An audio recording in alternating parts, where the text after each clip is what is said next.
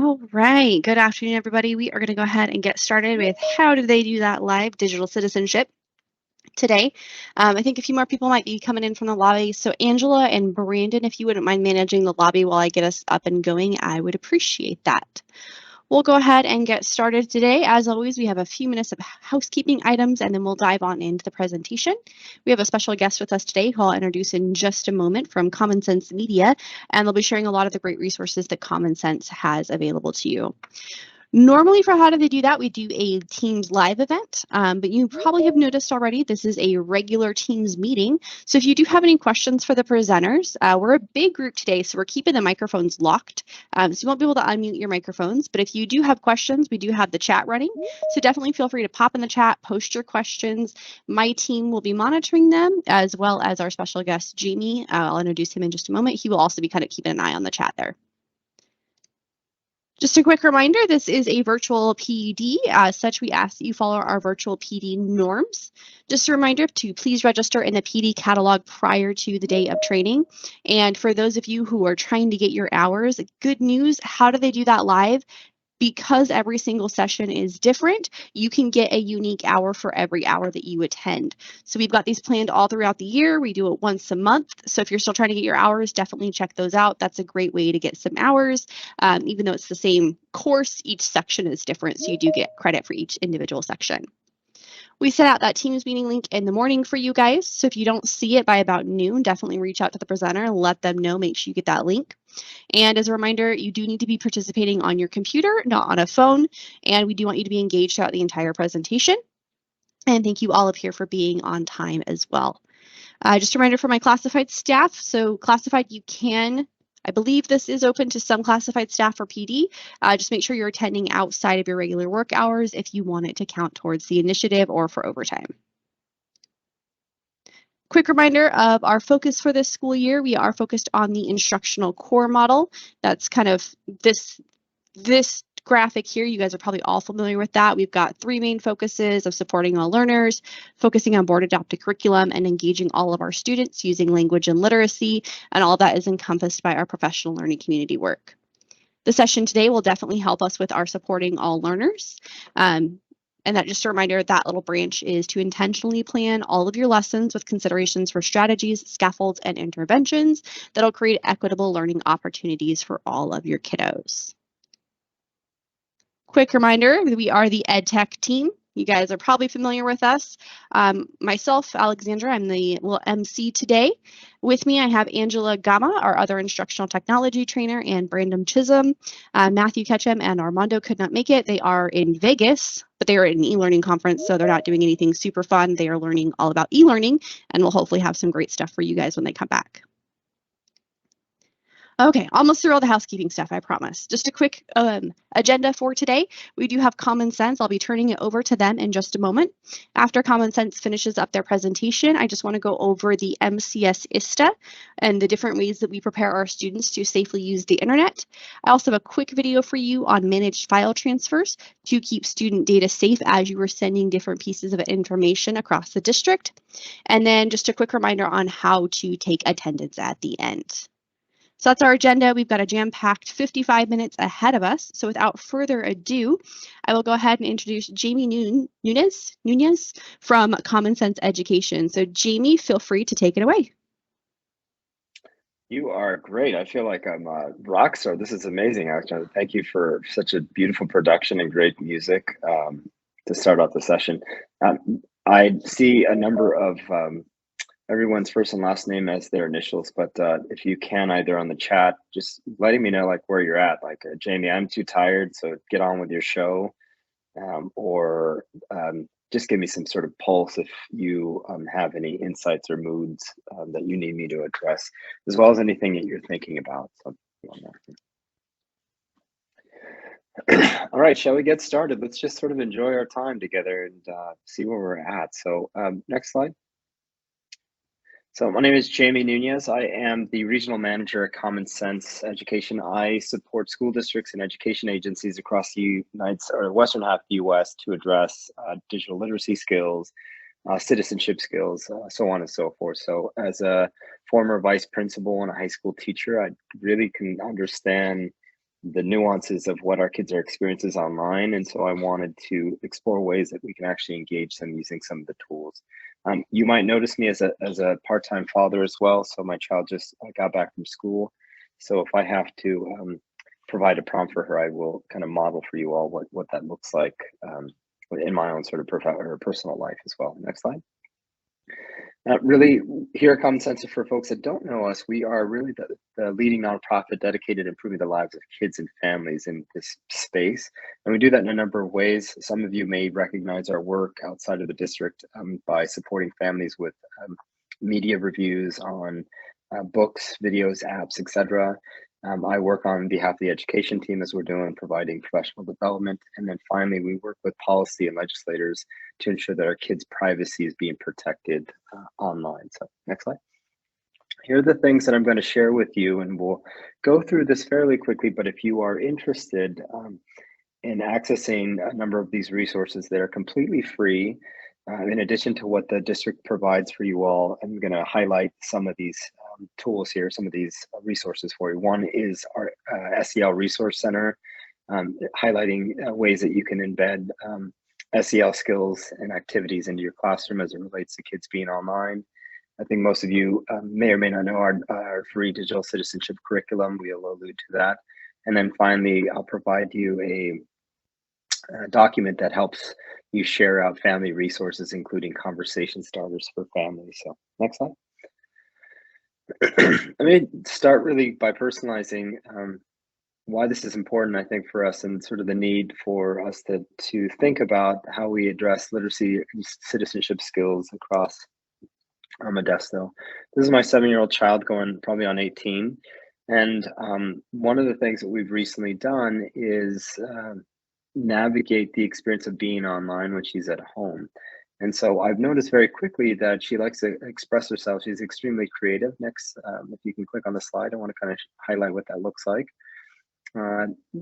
Recently, we started enjoying mac and cheese so much that she wanted to begin drawing pictures and emulate sort of maybe as a promotion or an ad for me to buy more mac and cheese at our household.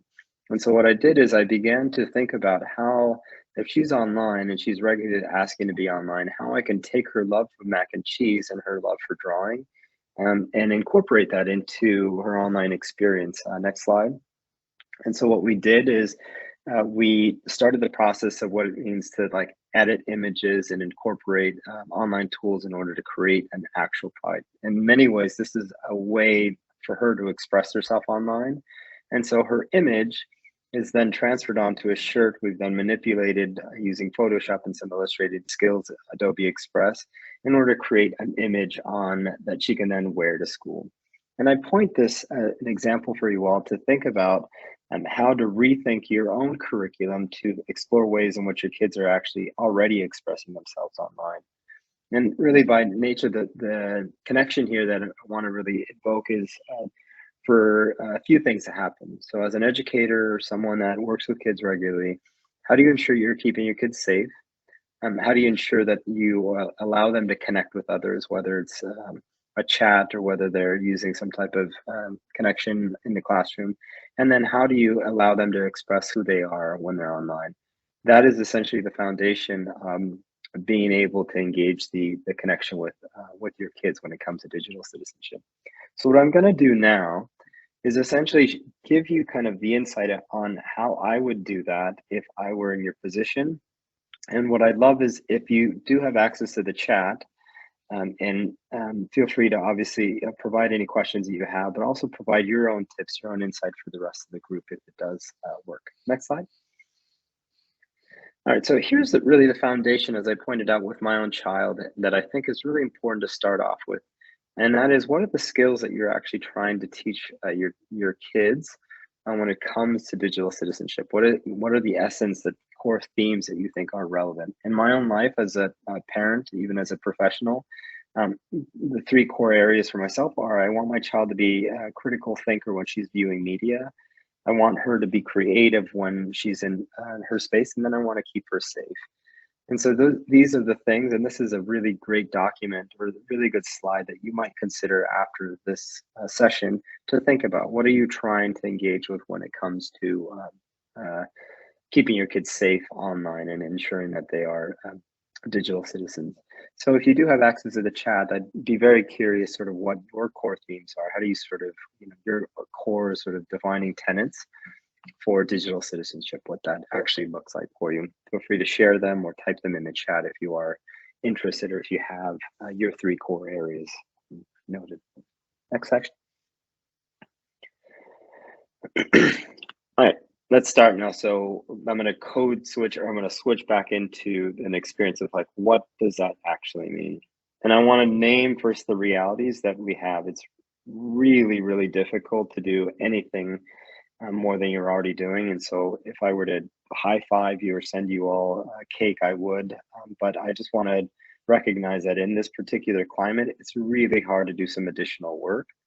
And so if that falls within your sort of identity or your narrative at the moment, then what I would simply say is one of the things that you can do to best benefit your kids as it relates to digital citizenship is to raise awareness. Let me give you an example what that looks like and how quickly you can actually do this in your life. Next slide. We know that every minute of the day, there's many, many things happening. And so for our families and for our kids, one of the things that you want to do is to take note of how that is actually impacting your students. Domo releases, as a marketing firm, releases this slide every time. This might be a really interesting slide if you work with fourth to high school students, particularly like secondary students who work really well in terms of taking a slide like this and then asking them, how much time do you spend every day on any of these applications or these platforms that you see? Really, really helpful way to take inventory of what is actually happening. Next slide.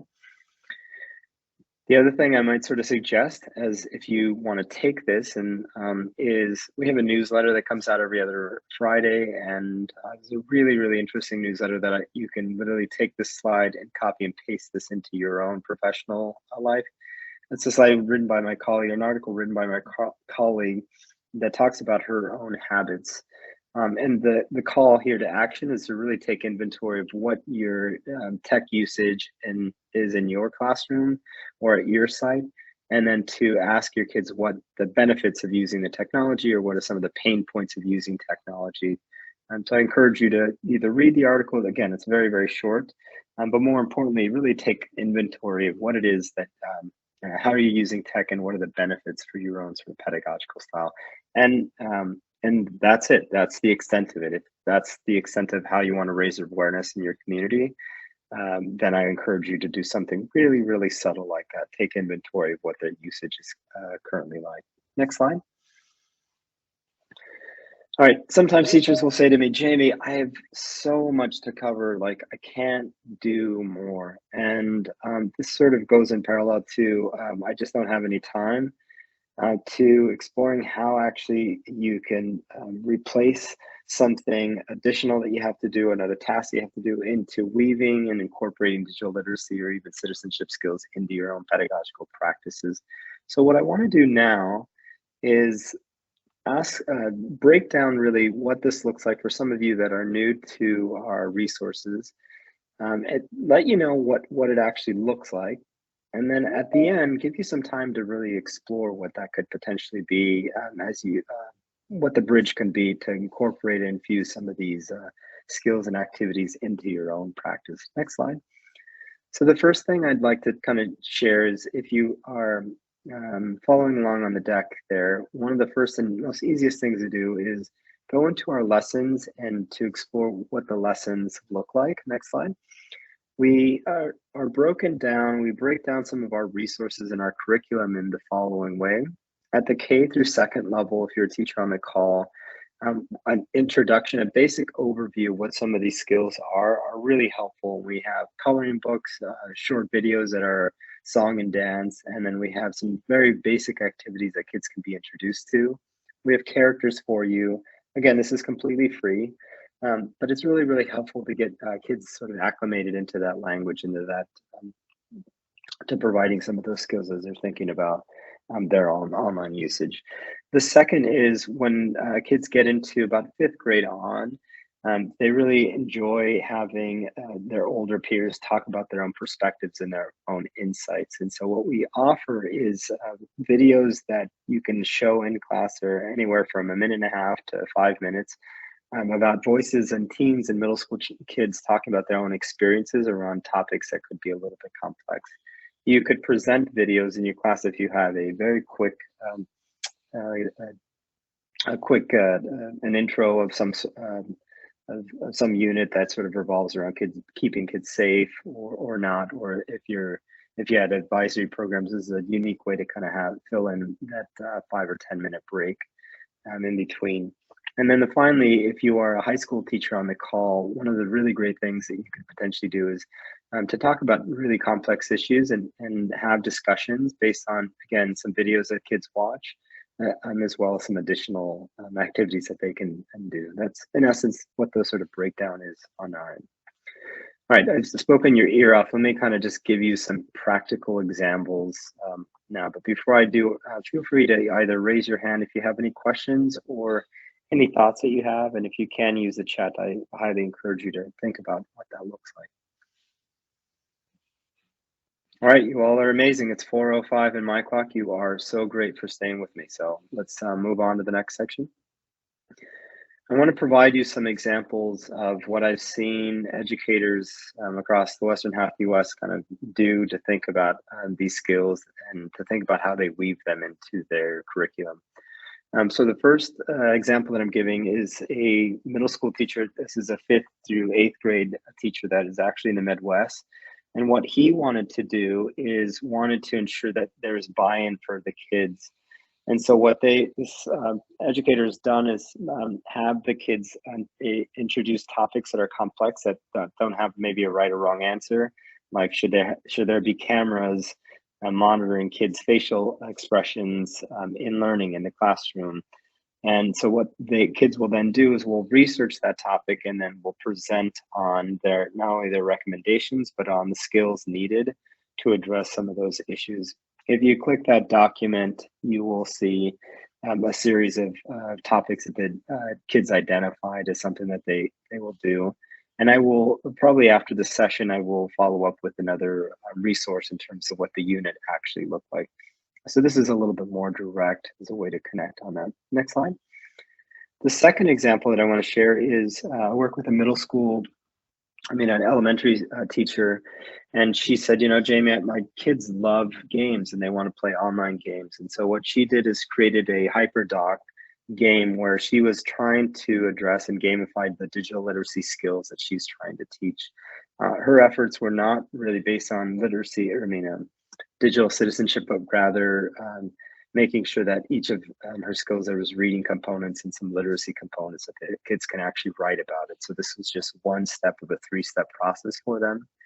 But it was really, really helpful in allowing kids the choice to not only view the different topics associated with literacy skills, but also incorporate some games that were a part of that skill.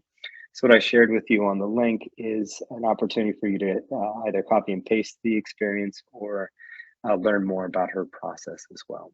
Next slide. And finally, as an interesting way, if you work with middle school and high school kids, we know that many of the kids experience quite a number of digital dilemmas. These are issues that kids don't have a right or wrong answer to, or there's no right answer to. And what the school district here did, this is San Francisco Unified, but a number of middle school teachers have embarked on this unit, this activity. In teaching writing skills, what they've done in teaching the actual writing style of storytelling, what they've done is they've created guiding questions for students to think about how they use their online, use their device. The link on the left with the skateboarder, if you click on that, you will notice a child then created a story, a fictitious dilemma that is essentially having other students, as they read that dilemma, choose what the outcome is. And so what is, I sort of remember this as a child, the whole choose your own adventure books. And one of the things that I really love about this is that it incorporates writing skills, it incorporates feedback from their peers, it also incorporates very unique ending. So you can click and kind of see these experiences of how a dilemma might end. I think the example is a child posts something online without the other child knowing. The other child finds out that this is what happened. And so then there's a series of actions that then take place, all written by the kids to ensure that there's habits that are being created, but also recommendations that they give based on the dilemmas that they've seen. All right, let me transition into that. But before I do, I just want to see if there's any questions or any use cases that you all have in terms of how you use digital citizenship skills or some of the lessons or activities that presented through Modesto Unified. Like if there's anything that you all do, I'd be curious to either hear from you all or share either on the chat. And you guys should all have permission to unmute your mic if you want to come off mic and kind of share anything that you're doing in the classroom. You're awesome, Alexander. Thanks a lot. Mm-hmm. All right, wonderful folks. If there are, please let me know, and I'm happy to share your response, or even if you have any insights in terms of how to do that differently, I'd love to hear. All right, finally, if you click on the next slide, sometimes families, and I often hear this from educators, they'll say, families really, Jimmy, should be tackling these issues. Like there's constantly things going on. And one of the things that I might sort of recommend for you all is if you are under this belief, or you have colleagues that believe that being able to be the conduit for that child and their families, as you already are, by providing them some ongoing resources and even some education around how they can talk about technology use and educate their child around tech use at home. And I'm going to provide you 2 resources that you could send out as a wonderful way to kind of start that process. Next slide. One of the things is just as you think about parent-teacher conferences coming up, if you have any connections with your families, take inventories, ask them what type of platforms they're not familiar with that you use in the classroom, what apps kids are using at home that could potentially be beneficial in the classroom, and then where they might need the most support. These 3 questions, I think I've heard that are very, very beneficial for families to open up around their own tech use at home.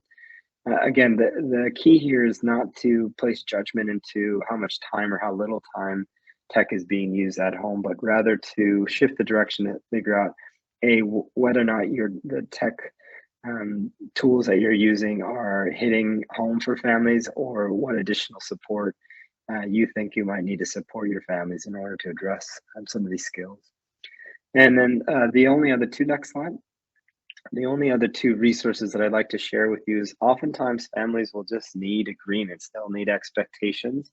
You might find that when the child comes to school, they're really tired, and then you check in with their parents and you realize that tech has been, or the device has been on most of the night, that there's no essential boundaries for the child to abide by. So what I might do is I might share a media agreement. The link that is offered here comes in both English and Spanish, but you can certainly take that. It might actually help to regulate sleeping. That then can help with learning taking place in the classroom. And it really is a great way to bridge that connection for families as well. I've seen this a number of times where families really do create these rules or abiding sort of benchmarks for their kids to follow when they follow a document like this. And then if you reach families, next slide, if you reach families and you say, Jamie, I really just need to help families sort of talk about some of these issues at home, what we offer is a conversation starter, series of documents or conversations based on Castle's SEL framework. And we've taken each of those skills and created very small activities that families can then talk about at home. Again, this comes in English and Spanish, or these are offered to you both in English and Spanish. But it provides families an opportunity to talk about these issues in a way that's natural or open, so the child is able to have those conversations. So I'll leave it at that. If you want to peruse through, take a moment now to just read some of the random prompts from this slide. I'll pause for you all to read for a second.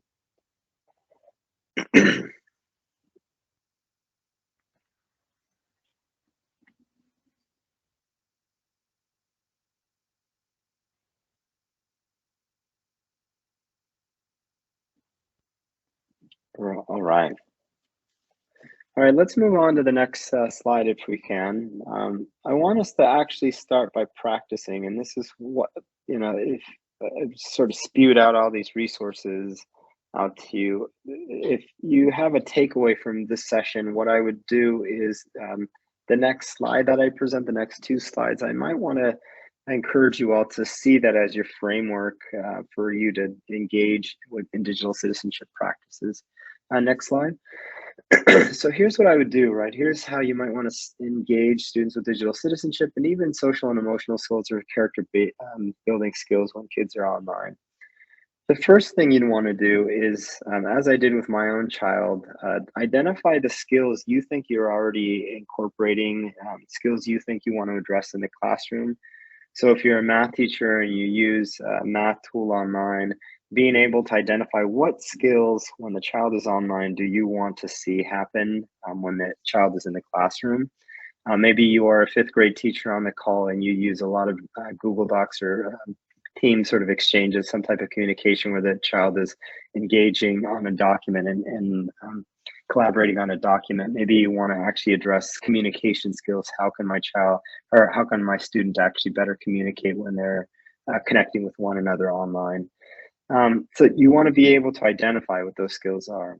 As I pointed out at the very beginning, mine are ensuring that my child is safe, ensuring that my child and us as a family are thinking critically about the media that we're watching. And then I have a personal, as a creative person, I want to have my child express themselves in a creative manner that we can assess and connect with. So those are the skills that I'd operate that under. The second is to then think about if I've identified the skills, how can I actually incorporate them in my next class unit or my next content that I'm actually covering? Where does this actually fit in?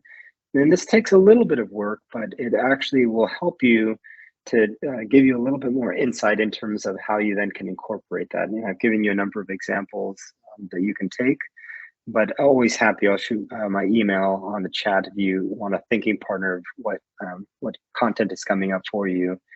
So I could show you how that can be woven in. Some of these skills can be woven in. And then the final sort of piece for you all is to think about what is a collective call to action. We can do all this, but ultimately we want to see our results from our kids. We want to ensure that our kids are safe when we're talking about digital citizenship. So what does that look like? And I'm going to give you an example on the next slide, but I think this is really important as a framework, right? One is identify what those skills are, think about where you want to weave it in, and then consider the call to action. Does this make sense, everyone? Now, if I were to see your face, I would notice your nonverbals or not to say like, Jamie, I lost you 40 minutes ago to I'm all on the same page, but I'm assuming you all are on point on this experience. So let me close with the example, and then I'll give you all some time to just check out the resources and check out the link below. Next slide. So as I pointed out, I have a second grade teacher that recently reported saying, Jamie, one of the skills that I wanted to really cover in my classroom is anytime I introduce the Chromebooks or activities, my kids get wild. They just don't know what to do with themselves. And it's really hard for me to transition from this. So I really need a skill set that can help me set the stage for how to transition from one activity to another. And outside of the behavior and classroom management skills that are taught, what are the things that I can teach as it relates to digital citizenship skills? So she and I worked together, and she thought this is a skill needed around self-management, about managing and regulating your own spaces.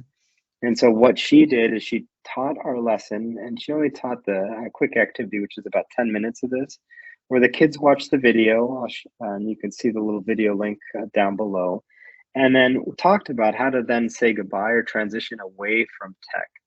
And the practice was, and again, here's the call to action, the motto here that she came up with was let's practice by pausing, breathing, and then finishing up. And then she eventually said, we want to do our P, B, and F. Right? I don't know what that acronym is, but the kids and the students really resonated with that experience. That was sort of a pause in the moment of what they were doing, and then being able to close off to do something else. So again, this is not rocket science here. This is simply just a really simple way that you can start to incorporate some of these skills into the classroom. a way to sort of do that. All right, next slide. Let's just close, and then I think I'm giving you some time. We have this is a scope and sequence for our SEL guideline. If you do resonate with more of the character skills that you want to teach in your classroom, this is a wonderful slide to show you how we actually provide that scope and sequence across grade level. So this is just one slide, and the resources that I gave you at the top of the deck give you a whole scope and sequence across K through 12. So. All right, I think we are done in terms of that. Next slide, I want to give you all some time to actually explore the plethora of resources and the thoughts that I have. But as I said, before I do, or as I do, is there any questions? Feel free to either unmute or share them in the chat, or any insights. I'd love to kind of hear what you all think about the topic, and see how I can be of an asset or support you all. So.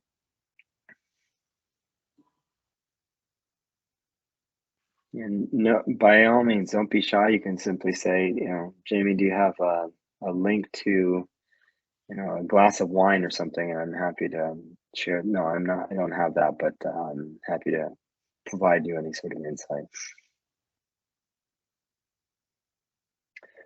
That's a really great question. Where do we go to get the resources? I will type in on the chat one more time the link to all of the deck slides that you've seen. And if you click on the deck itself, you will notice all the links are attached to the resources that you find. So I've shared them one more time on the chat, so you see sort of the hands pointed out. You can see that. Thank you, Alexander, for doing that. Great question. Thank you so much. All right. Anything else that you are thinking about? Any other tips that you might be able to highlight, or you like to share, discuss? Again, I know it's about 4:21 on my clock. I want to be mindful of everybody's time. Do these lessons or videos coincide with what our computer literacy teachers like their framework? Yeah. Depending, so we're aligned, and each of our lessons have a computer science standards on them, and I haven't seen Modesto's in particular literacy scope or framework, but we align pretty closely with that. And I'm happy to provide that linkage if you need that support. So, great question. I can kind of expand on that just a little bit. I'm by no means any expert in the CLT curriculum, but I do know that the coach that managed that curriculum, Joseph Mesa, he did pull a lot of resources from Common Sense. I don't know if it's exactly aligned, but I do know that that's where a lot of the content that the CLTs use was initially aligned from that. And then I don't know if we have any CLTs on the call who'd be happy to expand even further. Thank you, I appreciate it. Mm-hmm. Okay. That's kind of why I was asking. I did a long-term sub for CLT, and some of the stuff looks a little familiar. That's why I was kind of like, oh, I don't want to be showing the same thing that they already seen in computers, because they're already taking that time. That's a great really great feedback, and also some thoughts. I might simply, in your case, if you are teaching something in computer class, I might pull the ethics of computing and really kind of talk about students' need to kind of think about how their own tech use has an impact on others. That might be kind of a direction that I have, and I can share some additional a quick resource. I think there's a teacher that teaches computer science, and depending on your grade level, I can share those resources with you. But I think that's a great question. You don't want to duplicate your efforts. I completely respect that. Okay, thank you. I'm teaching first grade now, so like I said, I just had that background, so I kind of was recognizing some of the characters and things like that, and I didn't want them to see something in my classroom and then go to their computer class and be like, oh, I already saw this, or vice versa. You're a good teacher. I love that. Thank you for being such I presume, a pretty good colleague as well, not to duplicate those efforts. Alexander, I'll just defer to you in terms of whether or not that's being shared, but I will add my my email address to you and anyone else on the call if you need a sort of just a thinking partner, what that could look like if you do discover that to not be the case. Thanks for sharing that, Book, and I appreciate it. Yeah, thank you, Kimberly. And I do encourage you to work with your site CLT. In a little bit, about 4:30 or so, we can kind of wrap up with Jamie, and then I'll talk a little bit about the Esta and what the computer literacy teachers do cover with the students. I'm not going to go super in depth because, again, I'm not super familiar with that curriculum, but I definitely encourage you to work with your CLT as well and just kind of say, hey, just to learn a little bit more about the topics that they do cover, because that might give you opportunity to build on those or, go into different topics if they're not covering things you think are important.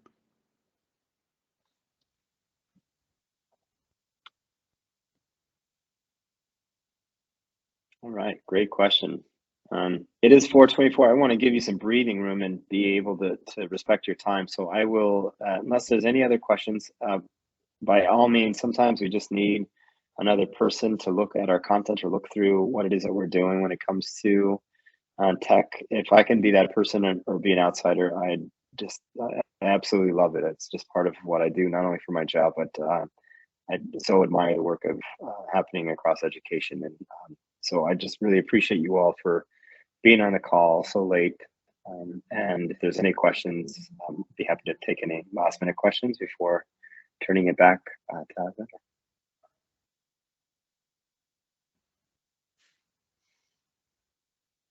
All right, you all. Hopefully I'll see you one day in person and we can kind of talk about all the amazing things that you all do to reinforce digital literacy and digital citizenship skills. Alexandra, I'll turn it over to you, but I wish you all a beautiful, beautiful rest of your afternoon, all right? Perfect. Thank you, Jamie. We appreciate your time and all these great resources. Just in case you guys missed the Google Doc in the chat here, I'll make sure to email it out to you guys so you guys have copies of all these slides as well, because there are tons of great resources embedded in them. I'm just kind of flipping back through real quick. There's a lot of great stuff kind of linked on these slides, so I'll make sure that you guys have a copy of that after the webinar today. I'll probably send it out sometime tomorrow. Go ahead and turn my camera back on so you guys can see me. And then I'm going to go ahead and flip back really quickly to my presentation, and we might wrap up just a little bit early here.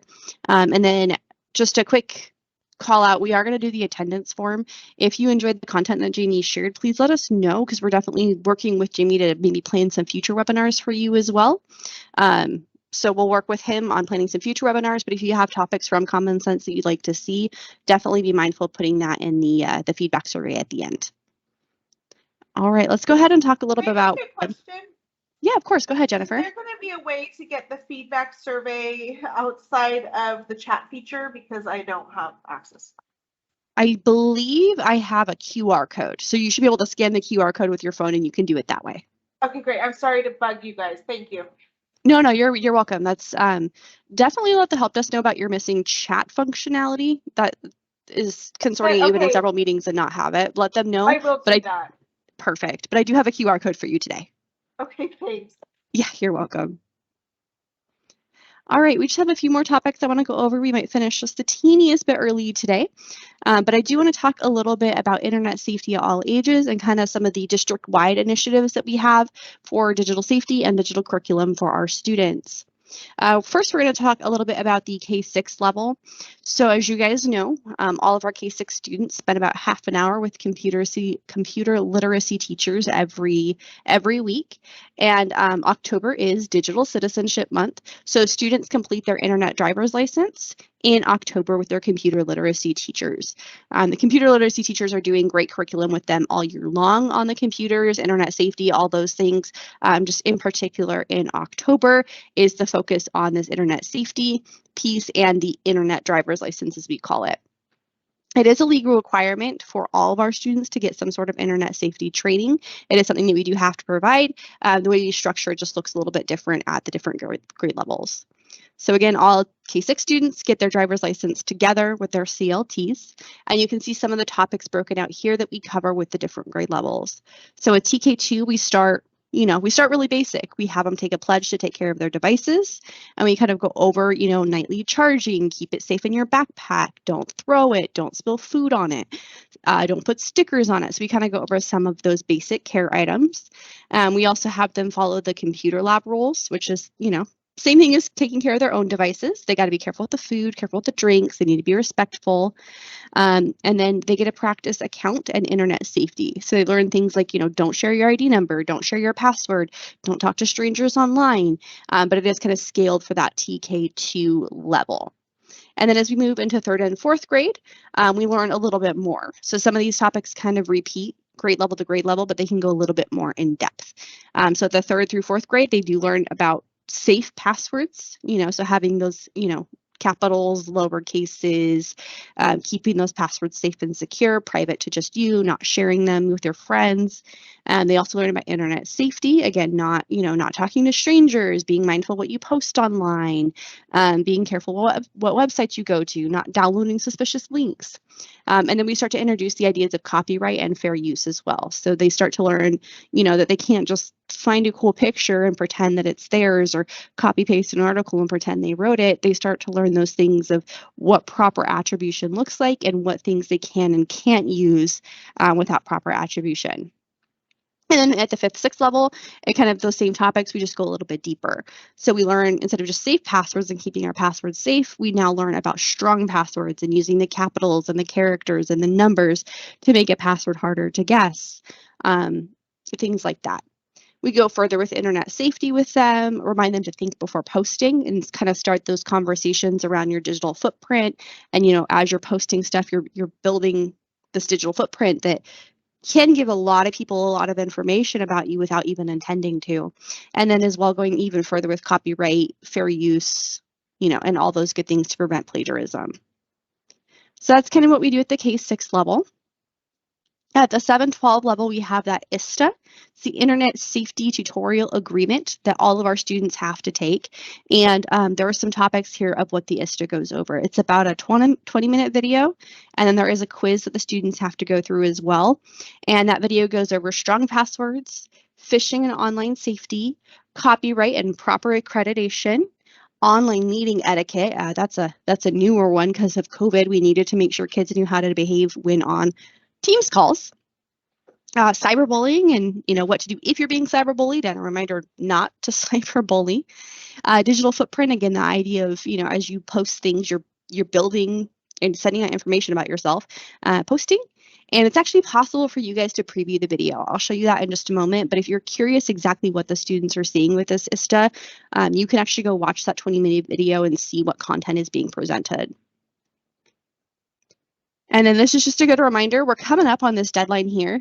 All of our 7-12 students must take the Esta by October 31st. Within the past couple years, because of COVID and some of the difficulties, we didn't have any hard consequences for not taking it. This year, we've had to reinstate that because, again, it is a legal requirement. They have to take it. It is something that they have to have.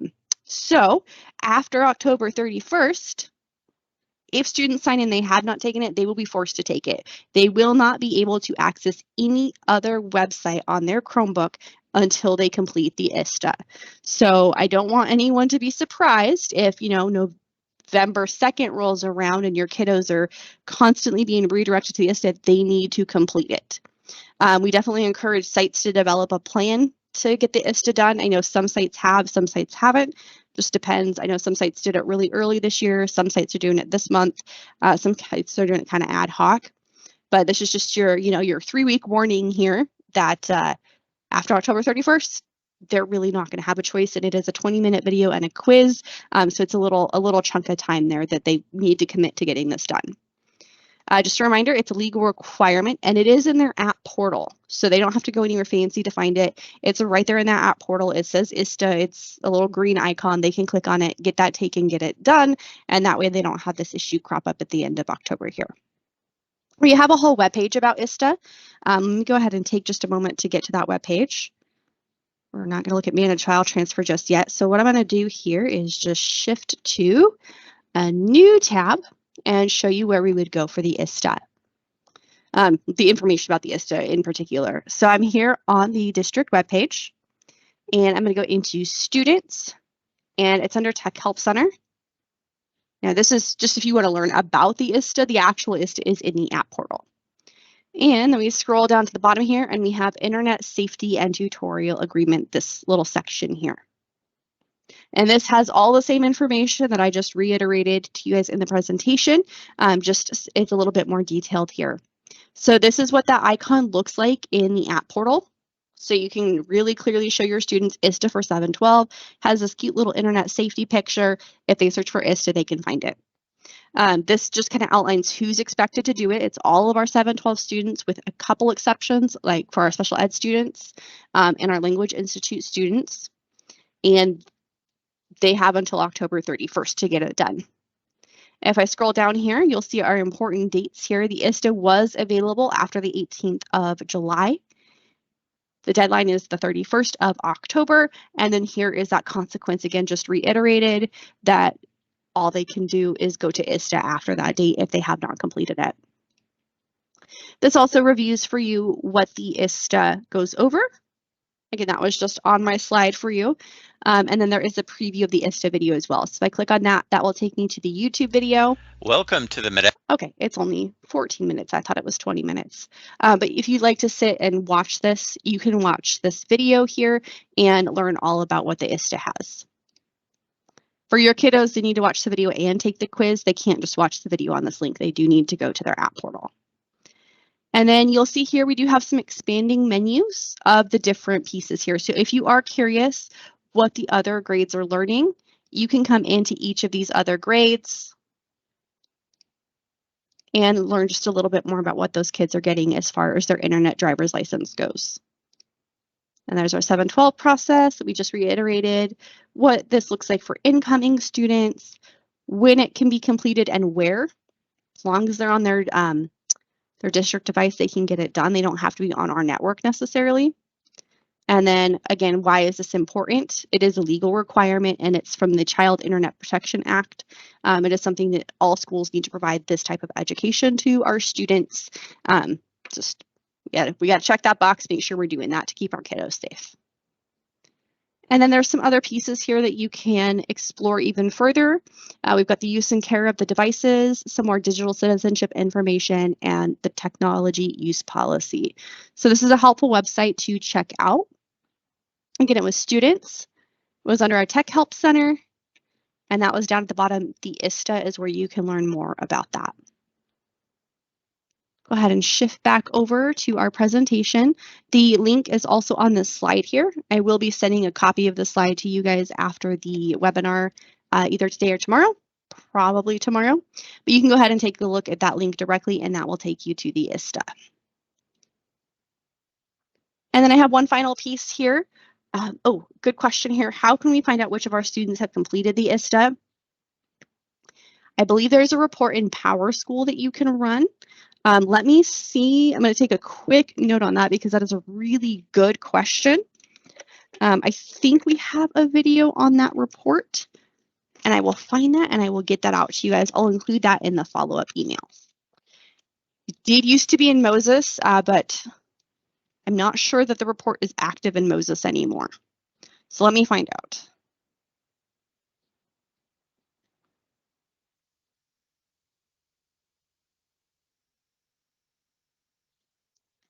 That is a really good question. Let me, I'll find out, I'll reach out to our PowerSchool team here in just a moment, see if it's a report in PowerSchool, and I'll see if we have a video on that for you guys, because that would be helpful, right? So you know, come October 31st, who might be some of your problem kiddos. So I will get that over to you in tomorrow. Look for that in the follow-up email tomorrow. I'll make sure to include the information on how you can know if your students have done it.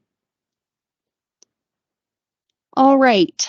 This final piece here, this is a video on managed file transfer, and this is actually a digital citizenship for you teachers. I think we are all, maybe just the teeniest bit guilty of this. We might be sending, let's say I have an Excel spreadsheet or some sort of PowerPoint or PDF with student information in it, including ID numbers, names, grades, any kind of identifying student information.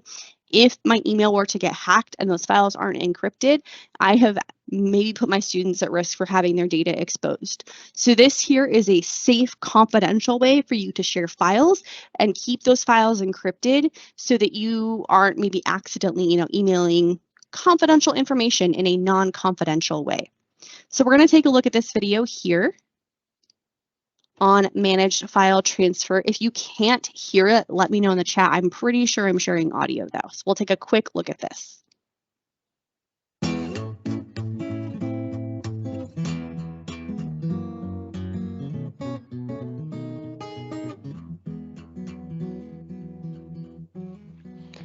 This is a quick tutorial about how to send and receive files securely in Modesto City Schools. First, begin with the MCS app portal. Select the Managed File Transfer button. This system will let you request files securely or send them securely. Let's start by requesting a file. When requesting a file from another person, the Managed File Transfer system will send an email to them. Use this screen to change the subject or text of the email. Here you can change your contact information, check a box that will notify you when a file has been uploaded to you in response, and enter the names of users whom you wish to request a file from. Now you can set an expiration date for the user to upload your file. This is a security feature to prevent long-term access. You can specify a date or a countdown clock in hours or days. There's typically no need to limit file size, but you can do so here. Finally, you can password encrypt your link if you'd like. This key auto-generates a password, and the checkbox places the password in the email the user receives. Now it's time to send your request. Click the Send Request button. You'll receive a confirmation indicating that the user received an email and can now upload their files to you. You also receive a copy of the link they received, so you can test it out yourself. Now it's the waiting game. After the recipient of your request uploads a file, you'll receive an email notification. Return to the Managed File Transfer dashboard, and you'll see your request. Click the name of the file request for details. Here you can click the Download button next to the files that you want to download. It's as simple as that. Sending files works the same way. From the main Managed File Transfer dashboard, click the Send Files button. As before, enter your email text and identify the person you wish to send the files to. Click the Browse button to select the file that you'd like to upload. Again, you'll receive a confirmation that the user has been notified and a copy of the download link. To prevent unauthorized users from accessing the files you send, you can utilize the expiration date and password features you learned about before. And that's all there is to it. That wraps up our tutorial. Here's to a great year and secure document sharing. So that's the video. Again, I will be giving you a copy of the slide deck so you can take a look at that. I know it seems a little bit tedious to do that, but if you are sending confidential student information, this is the safest way to do that. You can hit that send button. It's going to encrypt that file. You can further password protect that file and ensure that just the authorized user who you sent that file to gets access to the file. It's definitely a lot more secure than just emailing an Excel attachment or something like that. So I definitely encourage you, if you're emailing student data, to start incorporating this managed file transfer feature instead of just email attachments. And with just about 3 minutes to spare, that is our presentation for today. So thank you very much for attending.